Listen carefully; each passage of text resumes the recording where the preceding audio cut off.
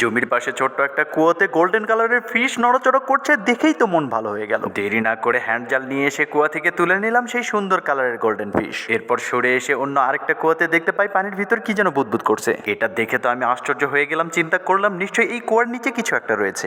কিছুক্ষণ অপেক্ষা করতে হঠাৎ দেখতে পাই অনেকগুলো মাছ ভেসে উঠলো। শুধু মাছ নয়, সাথে কয়েকটা কুচে মাছও ভেসে উঠেছে। সবগুলো মাছ হ্যান্ড জাল নিয়ে তুলে নিয়ে চিন্তা করলাম নিশ্চয়ই এই কুয়াতে কি আছে আমাকে দেখতেই হবে। এই জন্য বাড়ি থেকে ফ্রিজিং করা একটা কলিজার টুকরা নিয়ে আসলাম। এরপর শিকল লাগিয়ে কুয়াতে ফেলে দিয়ে বাড়িতে চলে গেলাম। নিয়ে আসলাম ছোট্ট একটা মোটর। আমি তো ভীষণ এক্সাইটেড, কুয়ার নিচে কি আছে আমি আজকে দেখবই দেখবো। সময় নষ্ট না করে মোটরটা স্টার্ট দিয়ে সেঁকতে শুরু করলাম। সেকার পরে পানি শুকে গেলে দেখা যাক এর ভিতর থেকে কি বের হয়ে আসে। তবে তার আগে যদি আমার বন্ধুরা আল্লাহকে সুন্দর ছবিতে লাইক দিয়ে চ্যানেলটি সাবস্ক্রাইব করে দিয়ে পাওয়ার জন্য কমেন্টে লাভ পাঠিয়ে দিয়ে আল্লাহু আকবার লিখে, তাহলে নিশ্চয়ই এই কুয়া থেকে আজব কিছু একটা বের হবে। কুয়ার পানি তো সেকা একদম কমপ্লিট। এবার কুয়ার ভিতরে নেমে দেখতে হবে এর নিচে আসলে কি আছে। দেরি আর না করে ফট করে নেমে পড়লাম কুয়ার ভিতরে, আর পেয়ে গেলাম বিশাল সাইজের একটা মাছ। আরে একটা মাছ নয়, আরো অনেক মাছ রয়েছে, সাথে রয়েছে পুরনো দিনের বিশাল বড় একটা কাসিম।